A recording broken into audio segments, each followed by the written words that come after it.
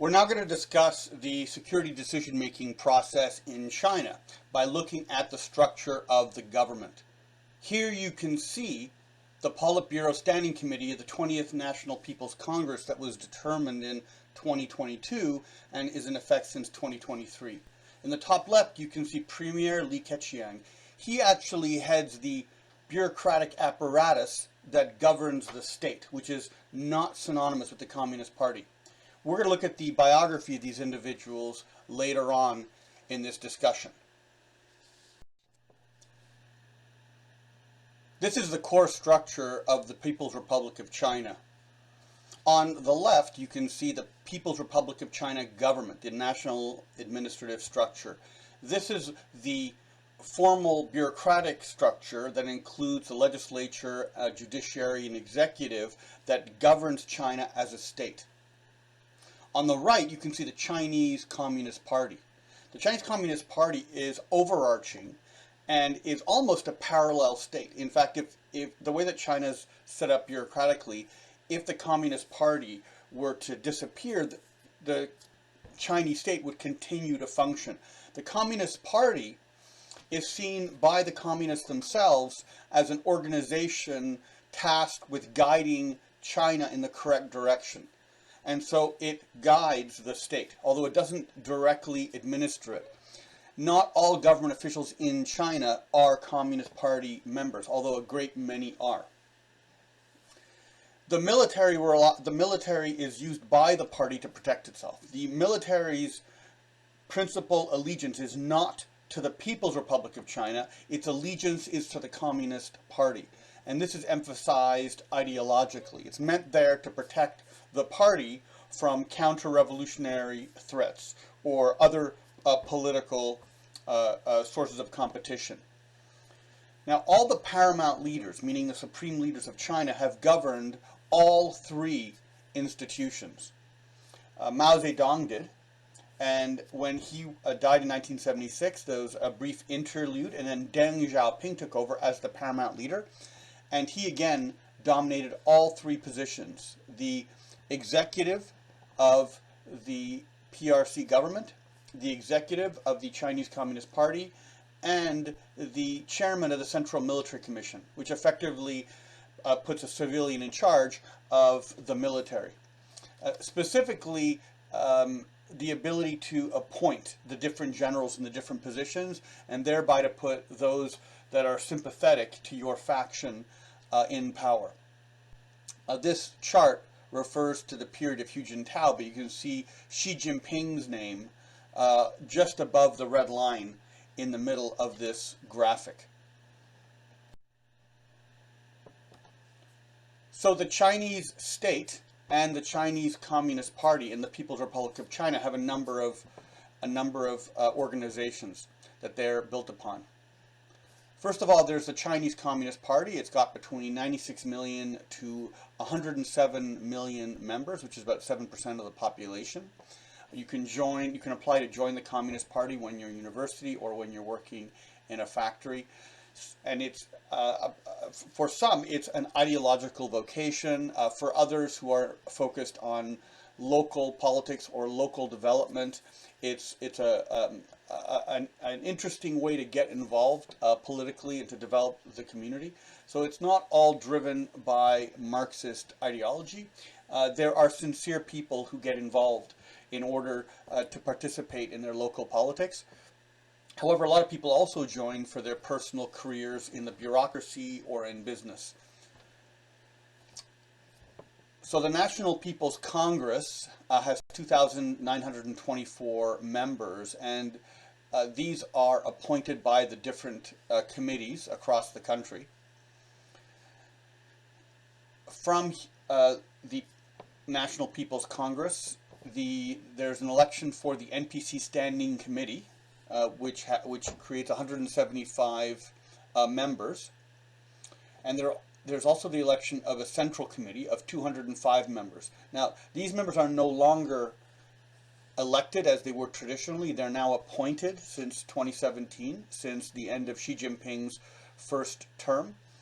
But essentially, they're drawn from these groups. Now, the NPC Standing Committee is an organization that operates the National People's Congress as a legislature, where the Central Committee is exclusively members of the Communist Party, and that then feed up into the Politburo Central Committee, which is 24 members, and the Politburo Standing Committee, which has 7 members.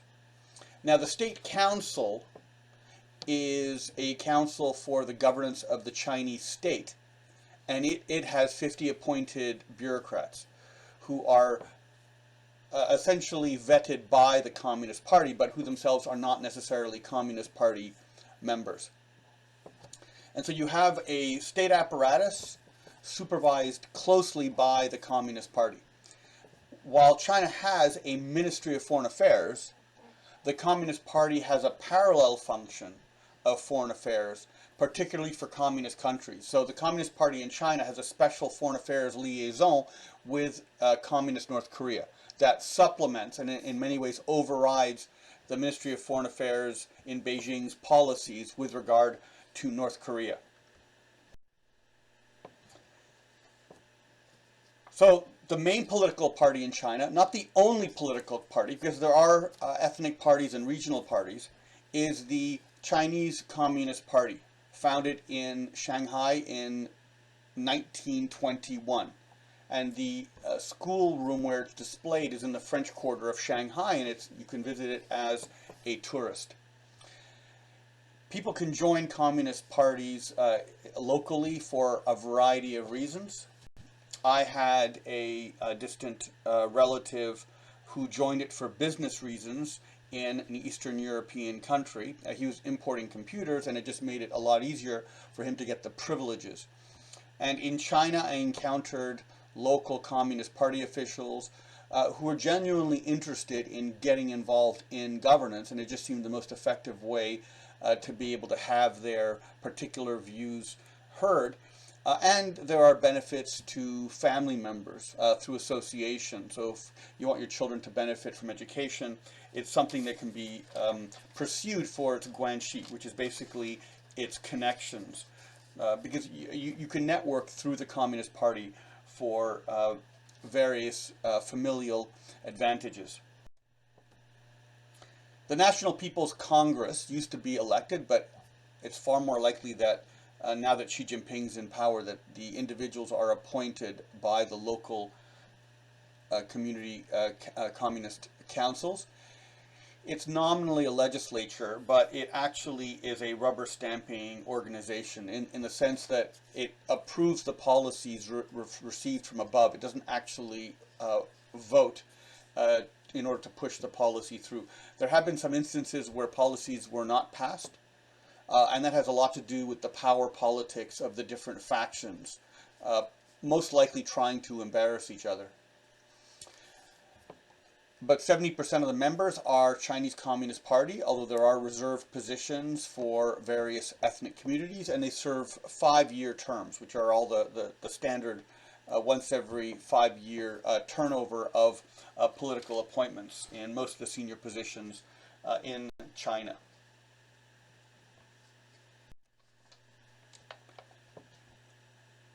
This is the National People's Congress building, which is in Tiananmen Square, Beijing.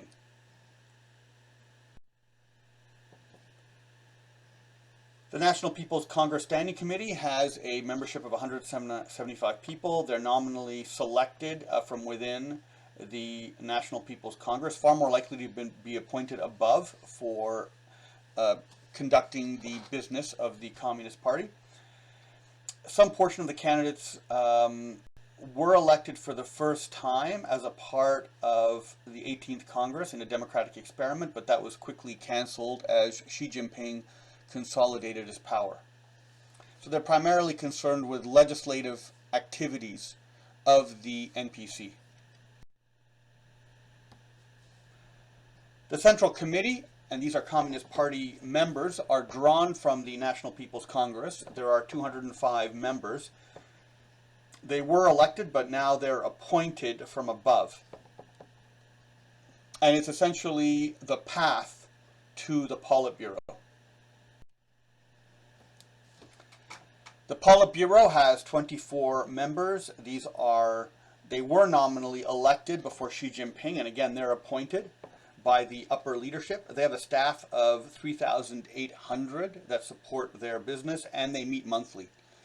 This is not a rubber stamping organization. These are most of the key Communist Party officials that supervise the operation of the government and the various ministries across the country. This is the 20th Politburo Standing Committee. It's currently got 7 members. There used to be 9 members in the 17th Politburo, and Xi Jinping had it reduced, most likely because he wanted to centralize power. These were elected, and they were supposed to be elected according to the various rules and procedures. But even before Xi Jinping, the actual method of selection was a nomination and negotiation by various factions to have their members represented on the committee for a variety of ideological and factional purposes. Most often the previous leadership would negotiate and elect the different members on the committee. And even here there are members that are not entirely compatible with Xi Jinping's interest. They have weekly meetings and they set the overall national agenda. And the Politburo Standing Committee is currently headed by the President of China, Xi Jinping. You can see Li Keqiang, who's the Premier of the state of China, who is likely to be replaced in 2023. So you can see the past size of the CCP Politburo and the standing committees. You had a central committee in the 1956, 58 and 66, all the same committee. 9th and 10th from 69 to 73, and then you had a fairly regular change in and reappointments every 5 years.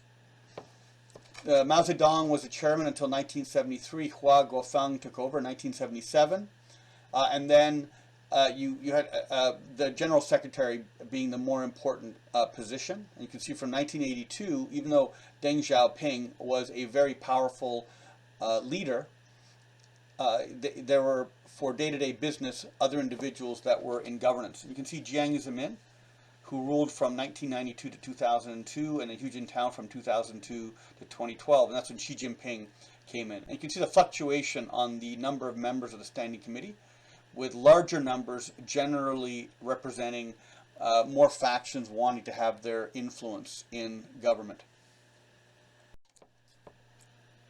The mechanism that the Communist Party of China uses to supervise the functioning of the state and to ensure the discipline of the Communist Party membership are twofold. There's the Central Party School, which monitors the membership of the Communist Party. It can expel members for corruption. And there's the Central Commission for the Discipline and Inspection. And this is really the internal police force to the Communist Party. There are state agencies like the Ministry of State Security, which is a combination of external and internal security agency within China, but they don't supervise the party, although they may be called in order to conduct surveillance.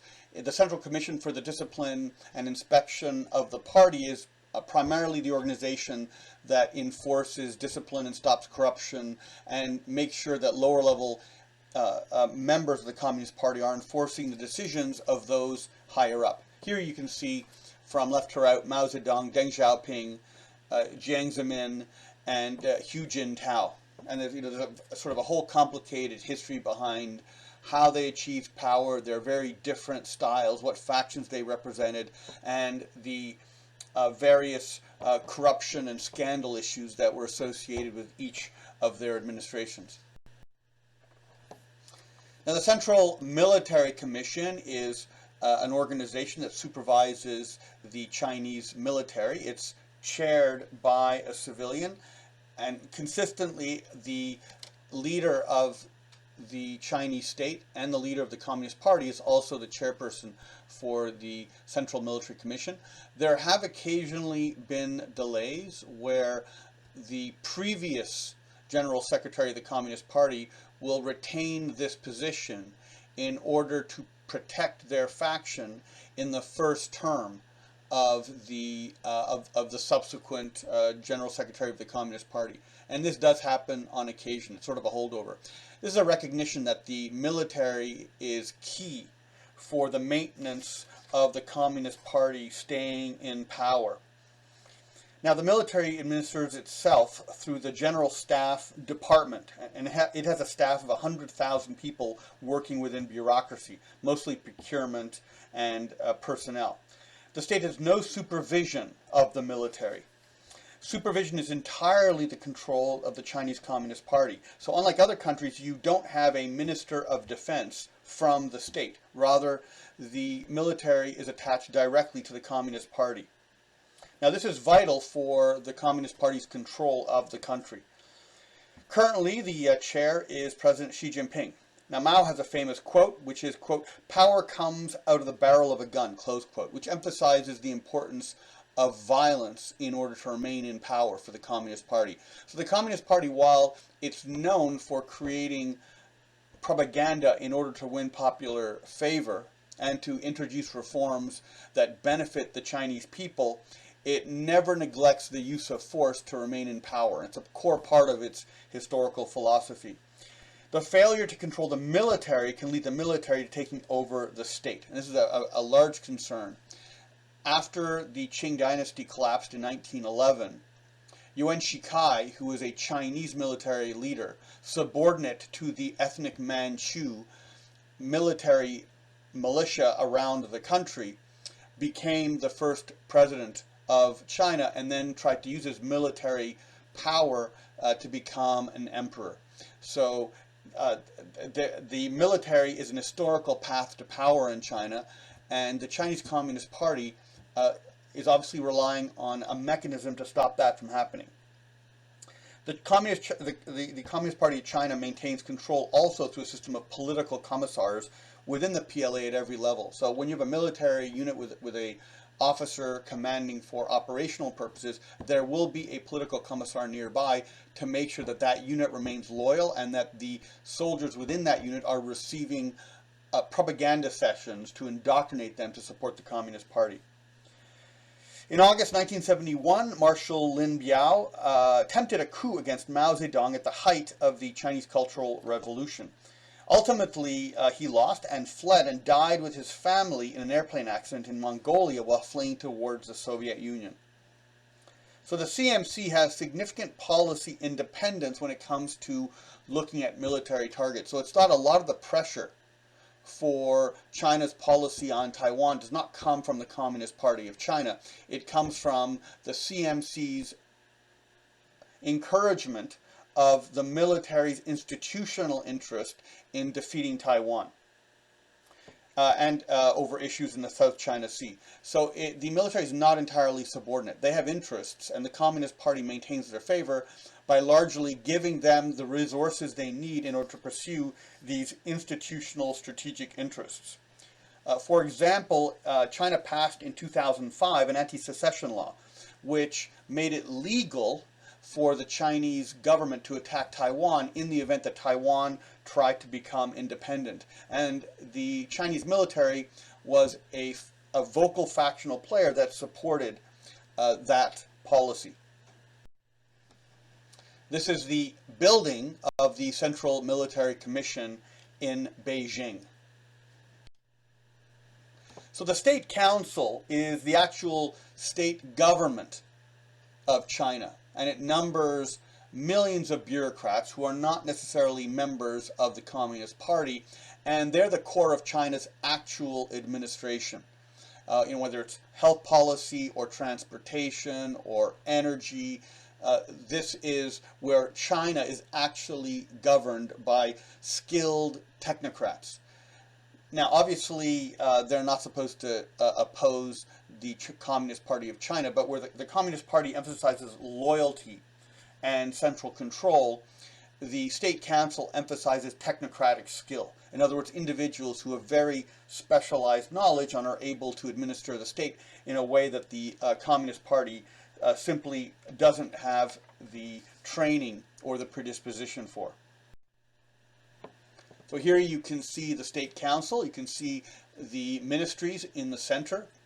You've got, for example, the Commission of Science, Technology, Industry for National Defense. You've got the State Science and Technology Commission and the Ministry of National Defense.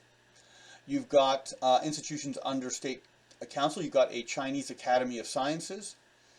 Under state-owned corporations, under the State Council, you've got the National Nuclear Corporation, the Aviation Industry Corporation, and an Aerospace Corporation. So this is not agencies of the Communist Party, but of the Chinese state itself. So the selection process in China is obscure.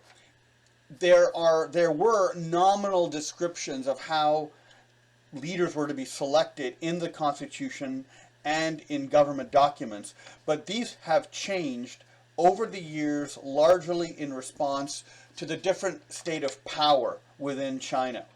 So Xi Jinping is having an impact. He has removed the process of elections by voting in most of the personnel selection within the Communist Party. However, he's not been able to replace a tradition of going to the town of Baidahe, where there is every 5 years a policy discussion over what direction China should take and what the appointments should be for the various senior positions in politics. Now, under Xi Jinping, he's tried to marginalize this meeting, because this meeting is actually a function of the informal power of the different factional leaders. And so you had a lot of non-democratic outcomes. And Xi Jinping has replaced that with directly appointing the people that he wants within the parameters of what the other factions will let him do. So before Xi Jinping, power brokers like former presidents Hu Jintao and Jiang Zemin, and former Prime Minister Wen Jiabao and other elders, those who are no longer serving but still have influence within the faction, would determine the appointments of the Politburo Standing Committee, those top 7 positions. Many of these were determined earlier between factions as a part of agreements, but the final positions were normally determined at a 10-day meeting at this beach resort. And these leaders have been meeting here since the time of Mao. You can see in the top right a picture of Deng Xiaoping with some of his family. Now, there was an attempt by Hu Jintao to cancel the meetings, but this failed. So it was seen by the other factions as a useful informal way of formally compelling a consultation between the factions over what the positions are going to be. It was in Baidahe in 2007 that Xi Jinping and Li Keqiang were selected for future appointment to the Politburo Standing Committee. Although not all the members were selected at that time, there were other members that were selected 5 years later, or just before the Politburo Standing Committee was selected. 300 senior Communist Party cadres were consulted for a list of the preferred candidates for the Politburo and the Politburo Standing Committee in 2007, in the lead-up to the nomination of Xi Jinping to the Politburo Standing Committee. This is before Xi Jinping became leader of China. Here you can see Mao at this resort in the top left, and you can see some Russian tourists also, probably coming from the Russian Far East, who've settled here. So within the power structure of China, again, the political determination largely comes out of the Communist Party. The military has to be appeased, and the Communist Party can't deviate too far from what the state apparatus wants if they want to have efficient outcomes. At the present, the state apparatus is moving strongly in the direction supporting economic growth, which means private sector capitalism, and the Communist Party under Xi Jinping is moving in the opposite direction. And it has more power to do so in terms of legislation, but it's interesting to see whether or not it'll be able to impose its will on a very dynamic, well-educated private sector within China.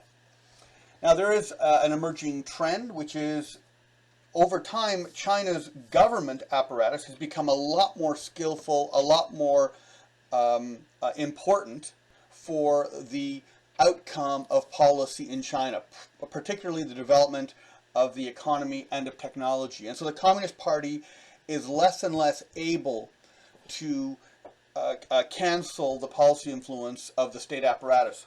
The problem with the state apparatus is while there are factions there, replacing a faction is not going to get rid of the problem that technocratic members of the state bureaucracy are going to demand certain policies just because it's common sense. And so there's nothing really to attack. The Communist Party is in no position to replace the state apparatus, and if it were to arrest all of them, the state would cease to function. And so the state apparatus is in some ways very, very strong because its power is diffuse and based upon technocratic knowledge of how to run the state. The other issue that indicates as a player is the rise of the Ministry of State Security. Now, there's no indication at the moment that the Ministry of State Security is wielding an independent influence on the state. The Ministry of State Security, unlike the Ministry of State Police, is a higher level security agency that looks both abroad and domestically against threats to the Communist Party in China. And it's closely supervised and it's by the Communist Party, and its head is an appointed Communist Party member, but it has a lot of independent power. And it's had a huge increase in its budget. And the budget you see here is actually the budget about 10 years ago. The budget may be much higher, if not double. If you were to include the budget of the Ministry of State Security and the Ministry of State Police, the amount that China spends on domestic security may actually exceed the amount it invests in its military for foreign security. And this indicates the importance to China and to the Communist Party of maintaining control and stability of its domestic population. The political elite in China are generally domestic generalists, whereas in a developed country you will have specialized levels of government, municipal, which focuses on, say, garbage collection, or provincial or state level, which focuses on education or local transportation, and then the national level, which could focus on something like an energy program and commerce. In China, communist members can join their local factory or university or farm and then get themselves elected to the higher district level, where there are various different agencies, one for supervision, one for propaganda, one for media, and then work their way up to the state level, and then just keep working their way up to the national level. So these individuals actually have a lot more experience at the different governance levels than would a politician or a bureaucrat from a developed country. However, the Communist Party doesn't have the same access to international experience as, say, the Ministry of Foreign Affairs in the state bureaucracy. And so individuals in the Communist Party, while they might have a lot of experience in domestic politics and domestic governance, they have a disproportionately low level of knowledge of foreign affairs and of what's going on outside the country. Now, this going back many generations, and it's a cultural factor. Chinese politics is very personalistic. You have individuals who will, either through friendship or through pragmatism, will form relationships called guanxi. It's a form of networking, and then they will help each other. So if one individual moves ahead in the faction, individuals will want to pursue that individual for both protection and to be promoted with them. And people who are leaders obviously want subordinates who are going to help them achieve power, and so they're going to help promote those individuals that are the most loyal. So you can imagine there's going to be a distortion, which is individuals will sometimes be able to game the system, get promoted, and bring along their faction into power. The Chinese Communist Party has a long history of catastrophically bad decisions.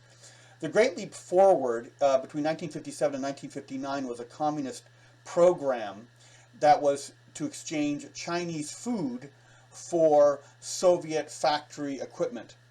And it was an important move because it helped China jump ahead, leapfrog in its industrialization, but it did lead to the deaths of between 20 and 30 million Chinese peasants through starvation. And that starvation was unnecessary. China was exporting a lot of food, but the starvation primarily happened because the Communist Party was indicating how farming should be implemented, something for which they were completely technically unskilled. The Cultural Revolution was a factional power play. Xi Jinping wanted to get back into position of influence. He needed to discount his opponents in the party who thought he was dangerous, and he did it by mobilizing the vast youth of China, which is common in cultures. Youth want to be activists. So Mao Zedong weaponized it, in effect, by using ideology and manipulating the cult of personality that had been built around him to have the youth basically disrupt the political structure of more traditional Chinese leaders that opposed him. It led to the deaths of around 1 million people, and it led to a fair bit of economic disruption. And again, it was unnecessary. China certainly needed to secularize. It could have done it without the scale of disruption caused by the Cultural Revolution. One of the tendencies of the personalistic politics is that the different factions have to come to a solution and will very often negotiate and achieve some sort of consensus. But this is dynamic. There's a constant interplay of scandal and of corruption and of individuals using the rules of the institution they're in to go after other individuals from different factions. It's a competitive, dynamic environment with the rules constantly changing. Guanxi is a Chinese term for connections. In other words, networking in order to get personal advantages. A lot of the senior Chinese political personalities have personal secretaries who are, in essence, gatekeepers to interact with other factions. Because these individuals are not individuals. They actually head large networks that include thousands of individuals, some of them ideologically associated, or some of them associated by association. And so these personal secretaries help manage these large factions, particularly in, for example, promising appointments, helping the family members of certain individuals. All of this needs to be remembered if the give and take of taking care of the members of one's own faction and of negotiating with other factions is to succeed. This is the normal process of politics. Just to give you an example of some of the issues that occur within this dynamic environment, Jiang Zemin, who was the paramount leader for 10 years after Deng Xiaoping, he was weakened once he left power by his failing health. And he represented primarily the business interest and the communist interest associated with business in Shanghai, which is China's leading commercial center. But his failing health meant that his faction was weakened. Once he left power, he continued to have influence, but it was severely weakened. And ultimately, he died in 2022 in China. He tried to challenge his successor, Hu Jintao, who was more of a mainstream communist leader and not so sympathetic to business, by continuing tight control of the military. Now, one important individual, Meng Jianzhu, who was the leader of the Ministry of State Security, played therefore a very important political position within China under Hu Jintao, because he had been a very close ally of Jiang Zemin.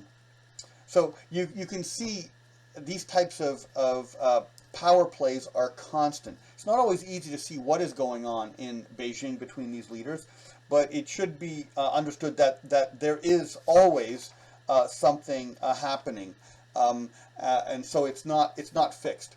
Now, Xi Jinping is far more authoritarian than all the previous leaders, bar Mao Zedong. And so he is trying to impose his own faction over all other factions to create a reliable central control. This, of course, is completely disastrous. When a faction gets too large, it will subdivide into sub-factions, which will then fight each other. For certain regime types, like Nazi Germany, Hitler ruled over various competing factions, and this is how he was able to maintain his power administratively. While he had a cult of personality that assured that he was popular among the German people, within government, a certain amount of engineered disorganization between the different agencies allowed him to be the kingmaker and the decision maker when two factions came to a disagreement. And so this is something that Xi Jinping is eventually going to have to do. He's not going to be able to cement a pyramidical command structure, even in the age of totalitarianism. Now, foreign policy issues, and most issues that are of great import to the Chinese state, are handled through small joint committees that are appointed by members of the Politburo Standing Committee on an ad hoc basis. These are called Xitong. And the three leading Xitong as far as foreign policy goes are the FALG, the Foreign Affairs Leading Group. These have weekly meetings. Their members include the president, which would be Xi Jinping, the premier, who's Li Keqiang, assorted state councilors, the ministers of foreign affairs and foreign economic relations and trade, and various foreign affairs specialists. So they look at broad relations like with the United States, the European Union, and Russia. A second Xitong is the TWLG, the Taiwan Work Leading Group.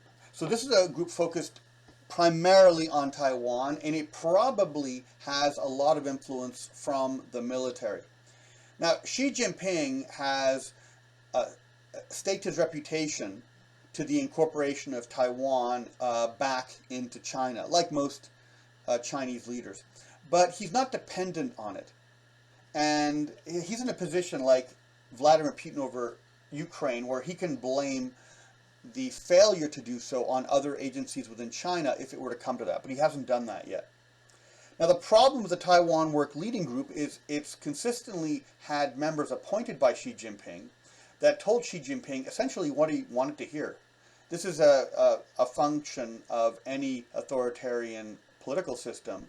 Obviously, the individuals around the authoritarian leader who want to benefit, they want to show loyalty, they're going to be sycophantic and feed back what the leader wants to hear. So the TWLG was not able to predict the political victory of Taiwanese Prime Minister Tsai Ing-wen, who is an autonomist, who wants Taiwan to move away from China. And so there was, presumably, some sort of shakeup within that committee, but we don't know. We don't know what the specific appointment consequences were from that organization's failure.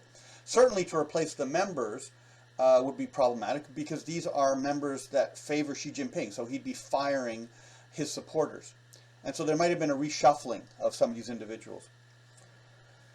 A third Xitong is the NSLG, the National Security Leading Group.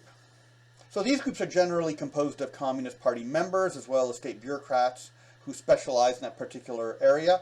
Now, unlike Western states, there's no solid distinction between municipal, provincial, or federal CCP bureaucrats. So you're going to have that problem where the communists are there to supervise, but they're not necessarily technically skilled at what precisely the impact is from certain foreign policies.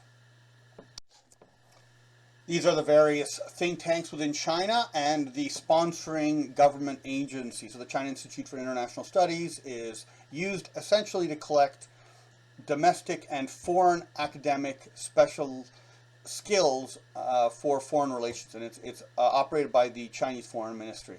They very often bring in foreign academics to obtain information on what's going on in a particular region, but make no mistake, these are not think tanks dedicated to the free exchange of information. They're primarily information collection think tanks. So the Academy of Military Services and the National Defense University obviously operate for the Central Military Commission. I do remember Columbia University, when I was there, were hosting Chinese generals from NDU who would come there and then try to find out what it is that we were studying. And I hosted one individual for a day, which was very interesting. The China Foundation for International Strategic Studies is hosted by the GSD, the Center for Peace and Development Studies, by the People's Liberation Army General Political Department, the Chinese Academy of Social Sciences by the State Council, and the China Institutes of Contemporary International Relations by the Ministry of State Security, which is the main security apparatus in domestic China. So the sources of foreign policy in China come from various different agencies and organizations. They come from the Central Committee, the Political Bureau, the Party Secretariat, and the Central Military Commissions, the National People's Congress, the State Council, along with the State Council, the Foreign Ministry, the Ministry of Foreign Economic Relations and Trade, Ministry of Finance, Ministry of National Defense, the Bank of China, the People's Bank of China, and the China Council for the Promotion of International Trade, as well as the Party Secretariat, which holds the principal responsibilities. By the late 1980s, the complexity of foreign policy led to the focus of foreign policy away from a Politburo to the Foreign Ministry. The principal academic theory that looks at how China governs itself through the Communist Party is fragmented authoritarianism. It's a model that's used to explain governance in China under its particular circumstances. Its conception is that the policy process is made incrementally by bureaucratic bargaining. Decisions made at the center become negotiated and altered by regional and local bureaucracies so that enforcement is not ensured. So there's a principal-agent problem here. In other words, the principle, which is having a policy implemented, needs to have a mechanism to make sure that the agent actually implements the policy in the way that is desired. Outcomes, therefore, become distorted by local interests and subordinate agencies. So we expect there to be strategic voting, strategic vote trading, as well as rent seeking. Now, strategic voting is the idea that people don't vote sincerely. They vote to get a policy implemented, and this means they're going to vote in a sequence, or they're going to pursue agenda control in order to have their policy implemented. It means that looking strictly, and when we mean voting, we don't only mean voting. We mean application of pressure, the exchange of favors, any activity that a bureaucratic player will engage in order to get their interests advanced. These individuals cannot be, you cannot ascertain what their goal is by looking at their voting, because their voting is not sincere. It's strategic. In other words, they vote in a way that appeases groups at some times and overpowers other groups. And so their actual ideology to some extent remains obscure because they don't want that to be known, because then it's easier to have their interests blocked. This also implies strategic vote trading, where individuals will exchange voting behavior with, not only voting behavior, but voting targets with members of other factions. Essentially, one individual will vote for the other faction member's interests if they get a reciprocal support for a different policy. And so an individual who might have 3 sincere goals may sacrifice the second and third goal in order to appease another faction so that their primary goal can be achieved. So individuals will end up settling on feasibility, whatever policy they can get implemented, and not necessarily all of their favorite policies. And finally, there's rent seeking, which is when a government official positions themselves in a way that they're able to control access to a particular good. So if they were to become a minister of say, education, they then have a huge influence over the schools, and they want to benefit, and not necessarily getting bribes or extracting wealth, but they have influence. And for someone else to influence education, they would have to give some sort of benefit to this gatekeeper who is now rent-seeking by controlling the policy over the universities. Now, China's also got a fluctuation in terms of its control of power between strong leaders and then diffusion when you've got strong factions that don't like strong leaders. Mao Zedong was a very strong leader, and so is Deng Xiaoping. But Deng Xiaoping wanted China to develop economically, and so he deliberately diffused the leadership. Jiang Zemin was an influential factional leader that was very pro-business. And China became further diffuse under Hu Jintao, who was the ultimate compromise candidate in China. And then Xi Jinping came in, and he's clearly trying to re-centralize China in the way that Mao did, essentially because Xi Jinping is very suspicious of foreign influence, and he believes that foreign influence could lead to the collapse and the weakening and impoverishment of China. And so this oscillation between strong leaders and factions has an internal logic, people not wanting to have strong leaders like Mao because they can disrupt life in China. But sometimes it oscillates back to a strong leader in order to solve pressing problems that factions seemingly were unable to resolve. Now, much of Chinese politics is submerged factional maneuvering and infighting, which may or may not have ideological overtones. Now, I had a professor, Gerald Curtis, at Columbia University, and he pointed out that there's Western stereotype that Asian cultures are based on consensus, that people come down, they negotiate, and they're able to peacefully achieve a level of stability and governance. And he warned us that this is an illusion. Very often, Chinese leaders or Asian leaders or authoritarian leaders of non-democratic states will look at the West and go, that is so chaotic.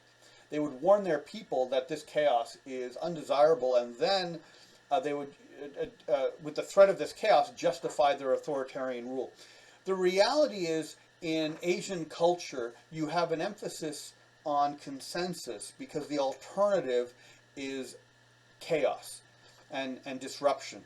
And in Western culture, you have evolved because of democratic politics today, but consultative politics, even in the medieval period, where you have a loyal opposition. In other words, the government is built so that factions are allowed to behave as aggressively as they can between each other, whether they're political parties or special interest groups, as long as they remain within the bounds of the law.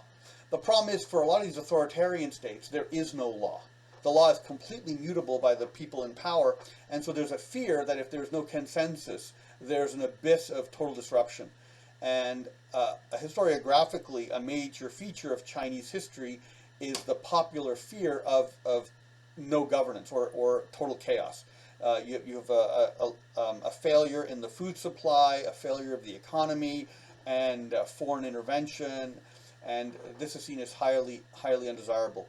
But it should be so it should be understood that the active Chinese consensus in politics is hiding the general fear of widespread disruption, because, in fact, paradoxically, there is no fundamental consensus.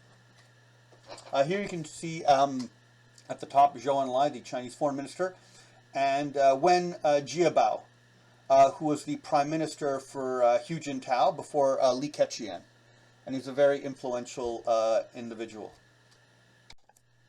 This is a slide of other theories that would be common in comparative politics and are useful for someone studying international relations and trying to ascertain where China's foreign policy comes from.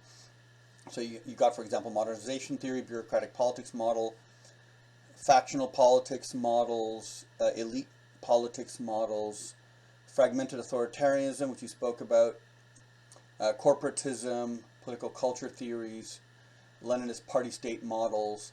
So various different approaches to understanding how Chinese government works, and these certainly can be used to generate some insights in the behavior of China's policy-making process.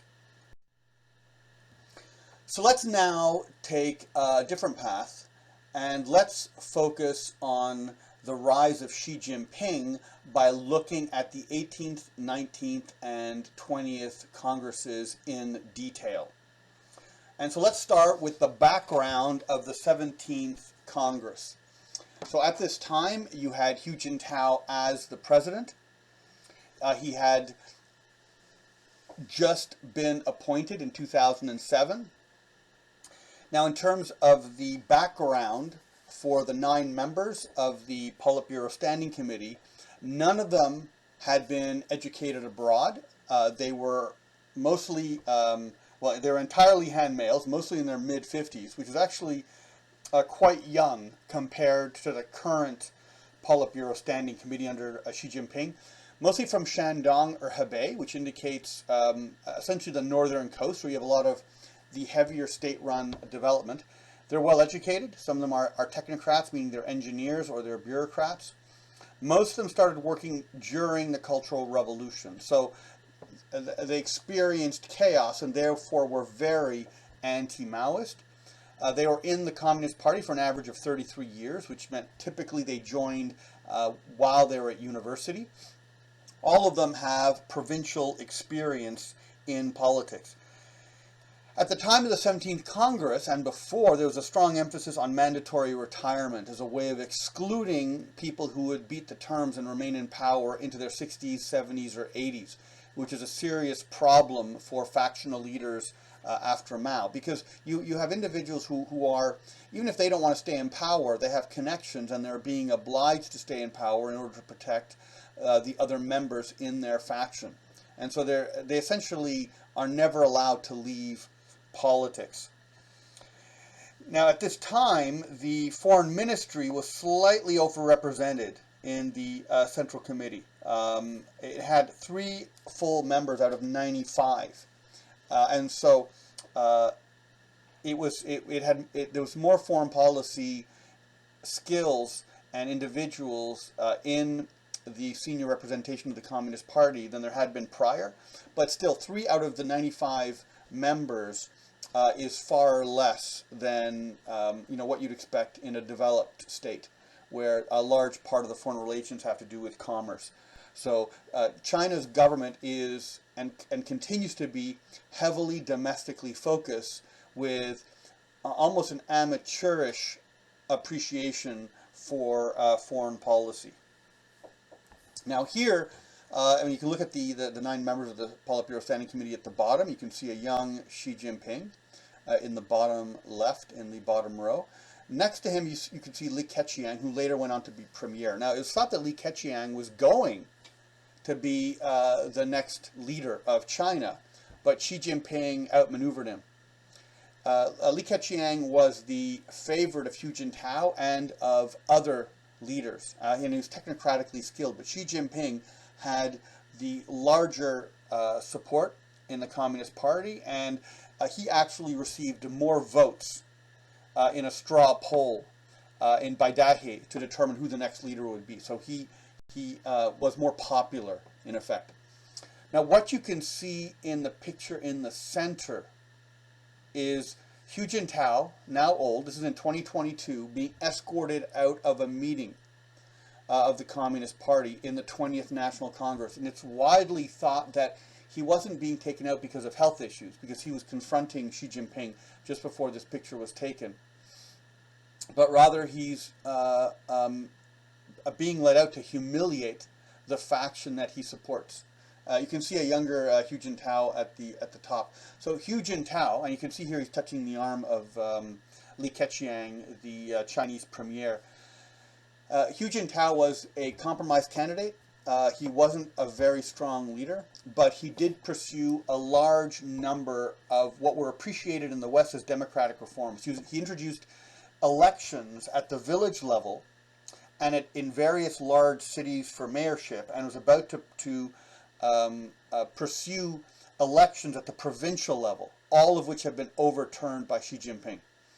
And so he represented a modernizing, liberalizing, private sector oriented but not corrupt approach to modernization of China that Xi Jinping has completely overturned. And it should be pointed out that it wasn't overturned easily. There was a village in China where there was an election, and it was over the corruption by a local farming committee, and it got national and even international attention.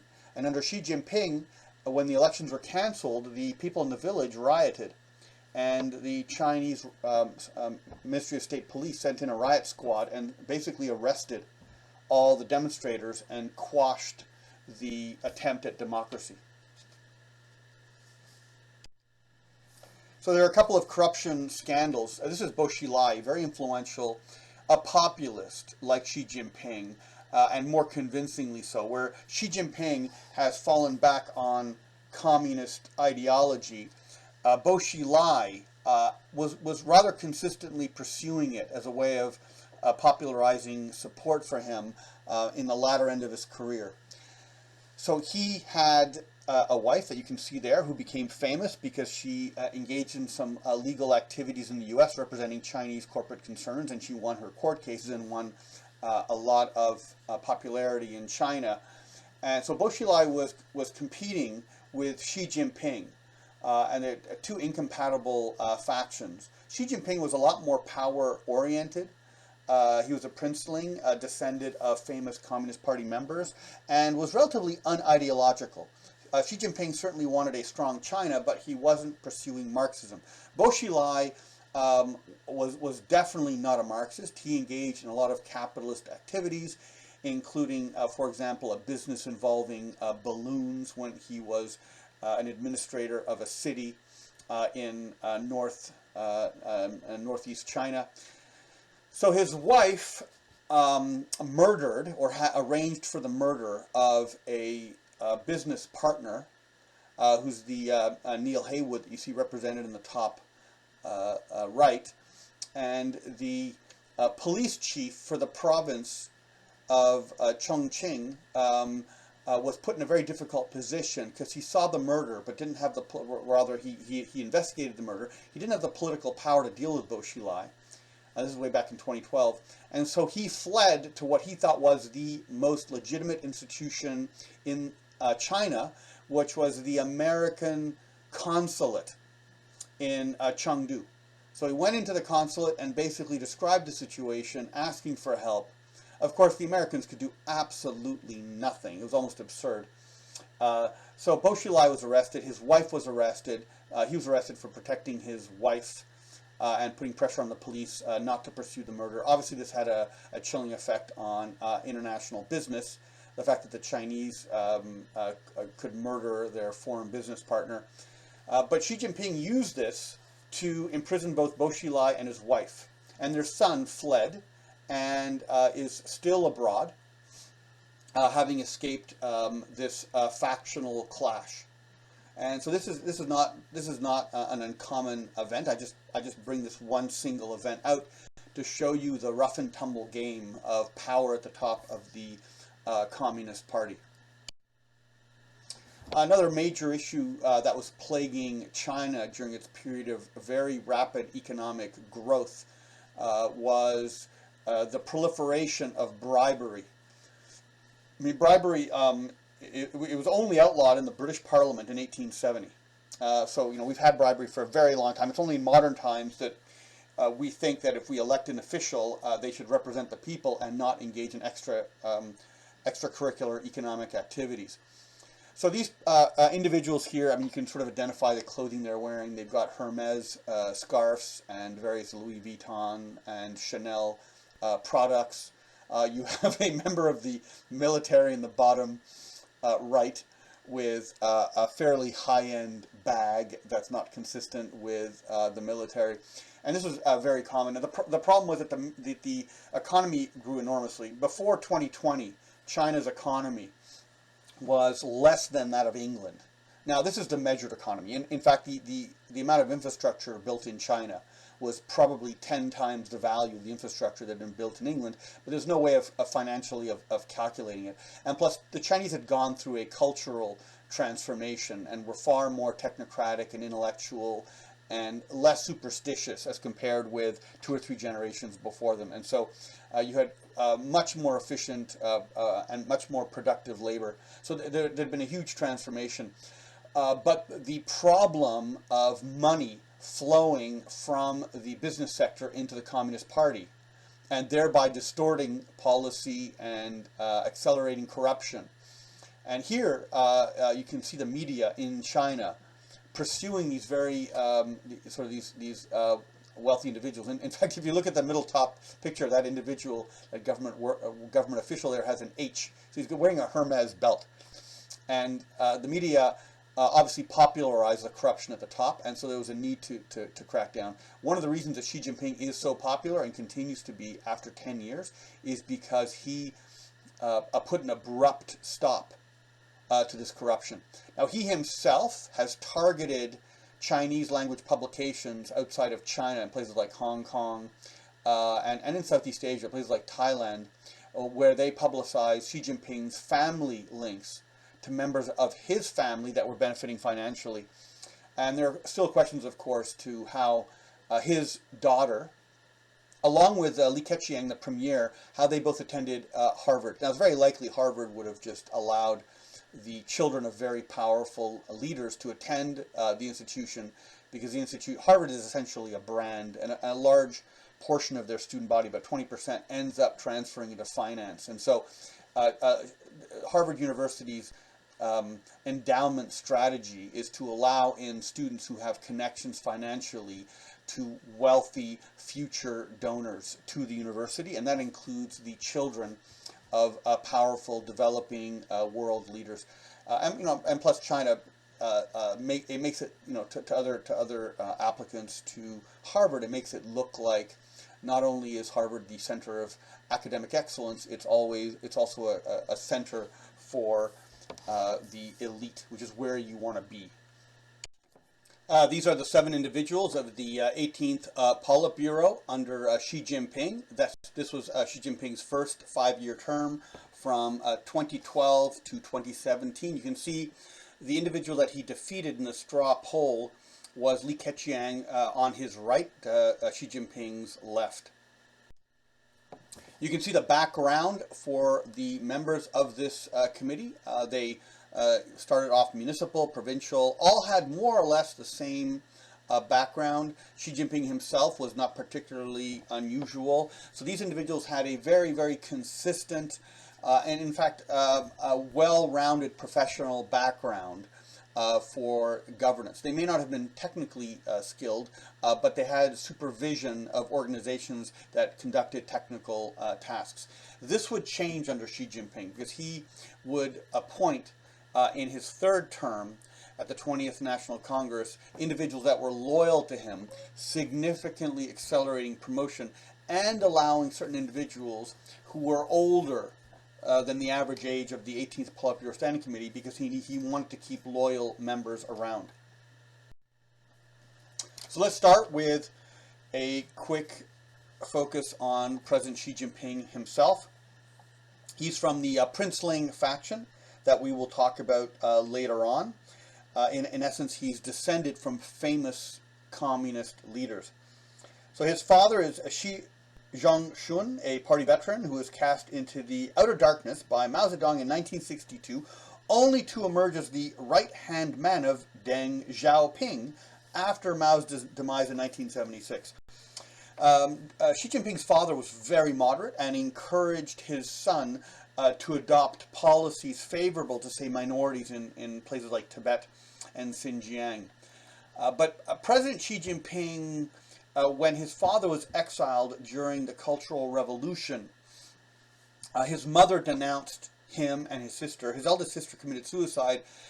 So Xi Jinping, rather than try to seek revenge for his father, learned the lesson that power mattered and repudiated his father's weakness, and essentially adopted Mao Zedong as his model. His education was at Tsinghua University in chemical engineering between 1975 and 1979, and he visited the U.S. in 1985. Now, Tsinghua University is one of the 2 elite universities in China. Tsinghua is the technical university in Beijing, and Peking University is the liberal arts university. It studies things like history and economics. So these are the 2 elite institutions. Normally, to get in there, you require an enormous amount of intellectual capacity. But Xi Jinping, because he was a princeling, was given preferential entrance into that university.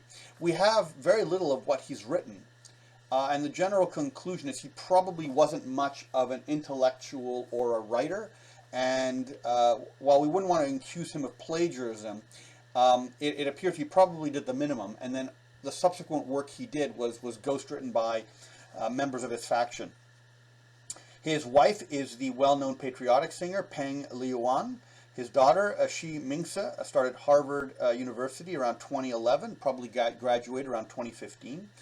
She did accompany her father on one inspection of a military base.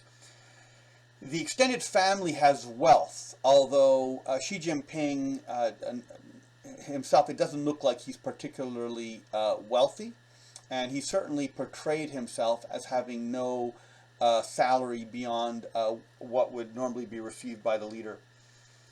Now, Xi started off by ruling through consensus, largely because he couldn't do it otherwise, and because the bureaucracy was essentially beholden to a number of different factions from the top, and some factions from below. And so he didn't start off with an authoritarian bent. So there is, a fair bit of, there was at least in this first 5-year term, a fair bit of collective behavior, vote trading, log rolling. While some were arguing that he was going to seek a strongman position, in other words, he's going to push within an authoritarian direction and try to reshape the bureaucracy. So a few people noticed this. There wasn't a widespread view that it was inevitable. So these are the different members of his Politburo Standing Committee. There's Zhang Dejiang, educated at Yanbian University and Pyongyang University in economics in 1978. He's a member of the Shanghai Gang, which means he's associated with Jiang Zemin. And Jiang Zemin was very efficient at funneling money from the private sector in commerce around Shanghai into politics. And so, it's very likely Dejiang wanted economic development, but also equally likely that he was benefiting from interaction with Jiang Zemin's Shanghai faction. This is Wang Qishan. His education was in history at Northwest University in Xi'an. And this was the top university in China in the late 19th century, competing with Tsinghua and Peking University. His experience is as vice premier, responsible for finance, banking, and energy. Now, he's a princeling, which means his parentage is famous communists, and so he comes from a sort of an aristocratic elite where there's a fair bit of deference, and so he got a lot of preferential treatment. This is Zhang Gaoli. His education was in economics at Xiamen University. He actually had no faction, so he might have been a compromise candidate. He had technocratic skills. So he was probably there because he knew how to run the economic system. And he was the party chief for Tianjin, which is a very large city near Beijing. This is Yu Zhengsheng. His education was as a missile engineer, and so he was clearly interested in engineering China's military buildup. He's both a princeling, so he has a parentage with a significant influence in the Communist Party, as well as the Shanghai Gang. So he was strongly supported by Jiang Zemin, who is the leader of the Shanghai faction and leader of China before Hu Jintao. This is Liu Yunshan. His education was as a journalist, and he was responsible for propaganda. And in 7th rank was Prime Minister Li Keqiang, essentially the premier of the state. His education was Peking law and a PhD in economics. He was a protege of Wen Jiabao, the previous premier who was supported by the Communist Youth League. That was another faction where Hu Jintao came from. So Li Keqiang was a moderate, supported by moderates, focused on China developing its economy, and not so much the Communist Party controlling China. But it's very likely, as a communist, he probably would have sacrificed state interests for the Communist Party. But there's just a fairly consistent technocratic focus in the people that supported him that make you think that he probably would not, if given the opportunity, have become authoritarian. His wife is economics professor Cheng Hong at Beijing University. His daughter attended Harvard from 2011, so essentially at the same time as as Xi Jinping's daughter. So now's a good time to take a look at the different factions within the Communist Party of China. So there are four traditional factions within China that have been persistent for essentially since the 1990s. And they might have been present before, but they were more closely associated with personalities rather than grouped by their origins as we have here. Now, identifying the factional allegiance of a particular individual or which sub-faction within a faction is often difficult. So the four factions that are the strongest in China are the Shanghai Gang of Jiang Zemin. And these are essentially business people within the Communist Party. They have a lot of money, a lot of bribery. They're obviously focused on making China wealthy through commercial development within China. There's the Tsinghua clique, referring to the university. And both the Jiang Zemin and the Tsinghua clique are in decline, largely because they were important in previous administrations. The Chinese Communist Youth League group, which had important leaders in it, like Hu Jintao, and these are young communists who get together and organize on a local level, and many of them stayed in contact, and they have a certain ideology, which is sincerely progressive and to mobilize the youth. And there are the princelings, which are those communist members, not necessarily all associated together, that have communist parentage. Bo Xilai, that we talked about earlier, who was imprisoned for corruption, largely an important competitor of Xi Jinping, both of them are princelings. And yet Xi Jinping obviously went after Bo Xilai because they were in competition for the same goal of ruling China. Now you can see the Tsinghua clique there under Hu Yaobang. He took over from Mao Zedong and persisted for a very long time as an important faction, but ultimately went into decline because that faction was largely a reaction against Mao Zedong. And there are other factions that have superseded anyone that has personal connection with them. So some of these factions are primarily motivated by ideology, but most of them are through personal connections. And as people retire or die, those factions either evolve or they become extinct. So the Tsinghua group is the oldest and represents those with an education from Tsinghua University with a constitutional reformist approach. Tsinghua University, founded in 1911, and Peking University, founded in 1898, are the two leading universities in China today and have produced many important elites, both prior to and during communism. They form part of the C9 University League. And although they have 3% of all the researchers in those 9 universities, they receive 10% of all the research funds, they constitute 20% of all the journal articles, and 30% of all the citations. So these are influential institutions. This clique is reformist, but they're not reformists from a commercial class. They're basically bureaucrats and are looking at constitutional reforms. Now, Xi Jinping started his second 5-year term in the 19th Politburo from 2017 to 2022.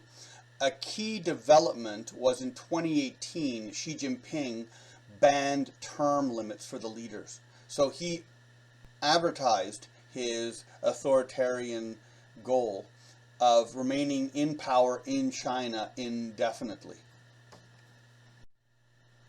So Li Keqiang was the party secretary. He was the same individual we looked at before. He stayed on for a second term. Education, Peking Law, PhD Economics. His faction is the Communist China Youth League. He's a protege of Wen Jiabao. His daughter was at Harvard. Li Zhanshu is chair of the National People's Congress, which is the main legislature that doesn't actually function as a legislature, but is, essentially is a pool of legitimizing support for the Politburo. His education is the Hebei Normal University. His faction is the Communist Youth League. He has a high level of influence as a faction leader, and he was a proponent for strong relations with Russia. Obviously, China looking for any ally it could obtain to counterbalance Western influence. Wang Yang was from Anhui. He's a protege of Li Keqiang, the premier. He actually had his own faction. He's a reformer, and he was a committee chair in Guangdong. It was actually thought that he would be a major competitor to not only Li Keqiang, but to Xi Jinping. But ultimately, nothing happened. He didn't replace Xi Jinping. He was a party leader in Guangdong and a major reformer. And Guangdong matters because in places like Shenzhen, at least in the early 2000s, 90% of all the cell phones in the world were manufactured there. So Guangdong was industrially the leading center for consumer exports in China. And so his influence there was obviously oriented towards Guangdong's particular interest, but he never achieved paramount power.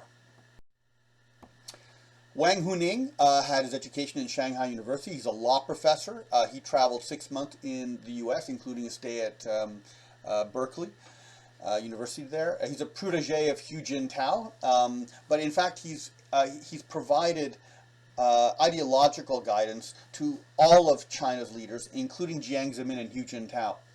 He's a leading ideologue. His books include The Logic of Politics, The Principle of Marxism, Politics, America Against America, General Introduction to New Politics, Analysis of Modern Western Politics, Analysis of Comparative Politics. So he is trying to help Chinese leaders understand how politics works outside of China. This is Zhao Leji. His education is at Peking University in philosophy. He's a Chinese Communist Youth League, and he heads the anti-corruption body. And so he began in his assistance to Xi Jinping in essentially disciplining the Communist Party against the type of corruption that occurred under Jiang Zemin and carried on under Hu Jintao. This is Han Zheng, education in economics. He's from the Shanghai clique. He's a protege of Jiang Zemin. So he's there because of the influence of Jiang Zemin's faction's influence on appointments. And of course, he represents interests in and around Shanghai. This is Meng Jiangxiu. He was the minister in charge of the Ministry of State Security. He was a member of the Shanghai gang, so very influential. Now, ultimately, he was excluded by Xi Jinping. Now, the Ministry of State Security operates through agencies like Xinhua, and the picture I have at the bottom right shows a Canadian government official who had been seduced sexually by one of the Ministry of State Security agents, shown here, who was posing as a Xinhua journalist in Canada. And so most Western countries have warnings to government officials about their interaction with journalists, and to be aware of the danger of being sexually seduced by members of the Ministry of State Security posing in various non-governmental jobs. So this brings us to the 20th Politburo. So because Xi Jinping had removed term limits, there's a lot of speculation on what would happen and which groups would come in to the next Politburo. And so what essentially has happened in the 20th Congress, which was held in 2022, for the next 5 years, is that Xi Jinping was able to appoint mostly strong supporters from his own faction, but not exclusively. So again, President Xi Jinping himself, in 2018, he was able to establish no term limits. He clearly has an authoritarian bent. Doesn't mean he's not popular, but people see him as being able to implement policies successfully. He has a strong anti-corruption policy within the Communist Party, although he's been accused of using his pursuit to crush corruption as a political weapon, targeting individuals that are not in his faction. Now, it should be pointed out, if you're involved in the type of rough and dirty politics of the Communist Party, it is almost impossible not at some point to have bent the rules sufficiently that you can avoid being accused of corruption. So virtually everybody in the Communist Party is corrupt. If you throw in individuals in the bureaucracy who deviate from the central policy goal of some policy, then and you would make alterations because of the different circumstances in different localities across China, then again you could be fired or imprisoned or even executed for corruption. So people have been executed for taking money, particularly in the Chinese military, where Xi Jinping had to send a very strong message against corruption. It's used as a tremendous fear tactic. The immediate consequence is sycophancy. People are going to tell Xi Jinping what he wants to hear, and good quality information is going to stop flowing. And so you're not going to have a dynamic party. You're going to have a party populated by individuals trying to save themselves by doing the bare minimum work, simply repeating what their leader wants to say, and then trying to lay blame when things go wrong. There's, of course, a huge increase in censorship. And this occurred even in the first of Xi Jinping's 3 terms. Journalists are far more restricted in what they can say. There's a lot of internet censorship. There's the Great Firewall restricting Chinese people's access to foreign information. There's a huge amount of media effort put in on a cult of personality, which looks almost ridiculous, especially for coastal areas of China where you've got fairly educated populations who are not openly hostile, but are privately very, very suspicious and cynically hostile to a return to Mao Zedong type of a personality cult, particularly since Xi Jinping has not demonstrated himself to be any smarter than any of the economic private sector leaders in China. Now he's China's paramount leader and has been depicted as such in the Constitution, where what he says has the same weight as Mao Zedong or Deng Xiaoping. And the most common reference to him is the pilot of the ship. In other words, he's directing China in the right direction. He has a very assertive foreign policy, which is also being called a wolf diplomacy. In other words, he's instead of taking the advice of Deng Xiaoping, which is to build up economically and not to be confrontational, he started investing in military force and taking a very hard line against Western alliances. And this, in some ways, he's doing this to harness Chinese nationalism, to deflect from focusing on his policies. But it's also because he wants to be the Chinese leader that captures Taiwan, and then it'll cement his status as a successful leader. It was under him that China pursued the Belt and Road Initiative, and that's frankly a technocratic policy, not a Communist Party policy, to export Chinese investment once rates of return within China for construction diminished. And so that effort was focused abroad, where China would sell projects to other countries and lend money to those other countries and put them into debt, and then China would then be able to export its products through the infrastructure that other countries absorbed debt to build. And of course, he was in charge with China's very large naval and nuclear buildup. Although China's been building up its nuclear forces, at least on an intercontinental level, since 1982 anyway. There's no particular policy shift there. But Xi Jinping, in his second term, began to invest in a huge nuclear breakout. When I mean huge, you mean tripling or quadrupling or even increasing China's nuclear warheads by a factor of 10, as well as a huge increase in the number of warships, particularly those focused on amphibious operations and aircraft carriers for long-distance assertion of China's military naval force. So Li Qiang is the first new member of the Politburo. He's from the Shanghai faction, in the sense that he comes from Shanghai. Now, it's thought he is a confidant of Xi because they served together in Zhejiang province. However, it's possible that he was put. He's from Shanghai and he was selected because he can counterbalance the faction of Jiang Zemin. But it's very, very hard to tell.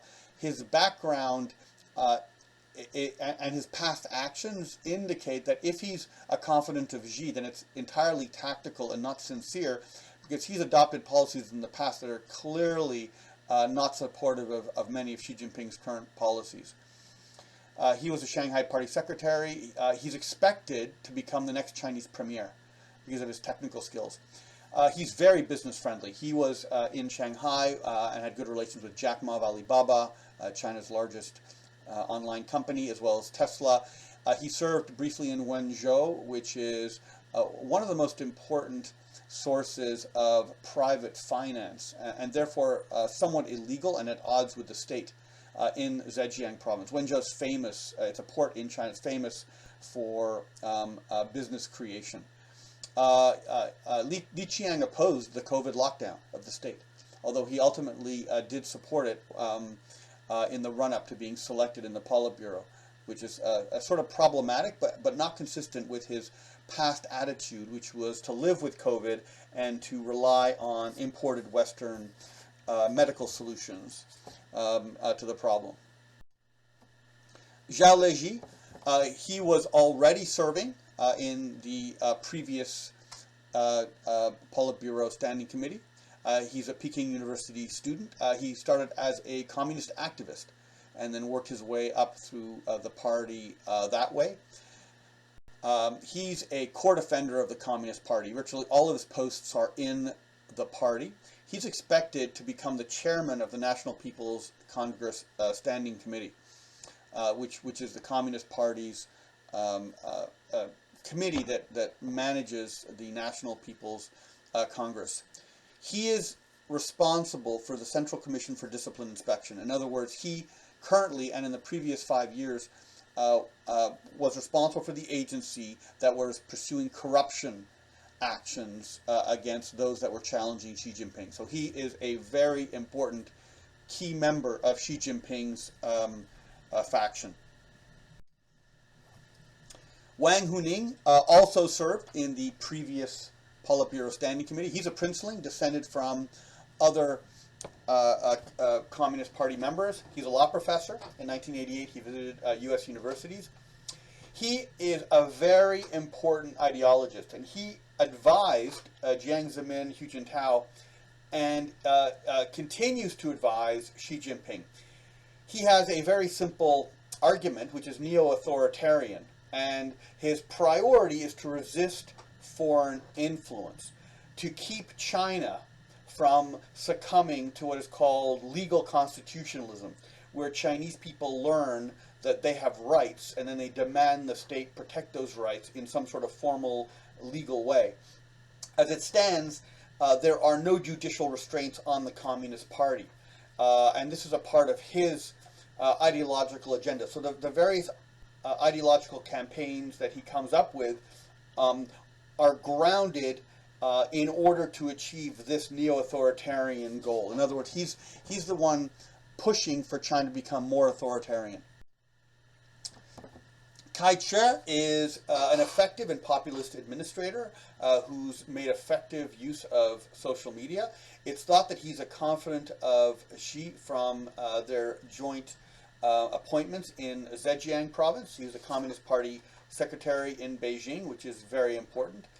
Now, his primary focus is on the National Security Commission. So it's thought that despite him being a populist and him having gotten involved with what would be seen as trying to help the common people, the National Security Commission is focused on maintaining domestic stability. And there's not a lot known about the agency, but it very likely looks like it coordinates the Ministry of State Security and the various monitoring of social media. And if ever China does come up with a social credit system, looks likely it'll be running through this. Where the Soviet Union collapsed in 1991, and it allowed the Warsaw Pact to collapse in 1989, this looks like China has given Kai Chi the responsibility of assuring that this does not happen to China. And so there's going to be, rather than a superficial surveillance of the Russian population by the KGB, which clearly failed, his job is to do a sincere surveillance of the Chinese people so the Communist Party can anticipate popular uprisings and threats against its governance. This is Ding Shuoxiang. His background is as an engineer. He served in the previous Politburo Standing Committee. He's had a lot of positions in the Communist Party, and his resume essentially indicates that he went into engineering, and then he went from there through various political positions. So he's primarily political. He's a confidant of Xi because they both served in Shanghai and Beijing at the same time. So it's thought that he essentially brings technocratic skills as well as governance skills to the table, and he's loyal to Xi Jinping. This is Li Shi. He's a princeling, but it's thought that he has his own faction. He's a confidant of Xi Jinping because he's served in some of the same appointments at the same time. But he's been across various parts of China. He's from Gansu, but he's conducted administration in Gansu, Liaoning, and Shanghai. He was going to be in the Politburo in 2017, but his entry was delayed, and he was sent off to administer Guangdong. And it's not entirely clear why or how. He's not from Guangdong, he's not Cantonese, and so it looks like Xi Jinping needed to somehow get control of something that was going on in Guangdong, and so he thought, although he's very, very influential and he has status as a communist insider, this is likely a member of Xi Jinping's faction that is simply friendly, supports the Communist Party, and therefore isn't so, even if his loyalty to Xi Jinping is moderated by the fact that they both have the same interest in that they want the Communist Party to succeed.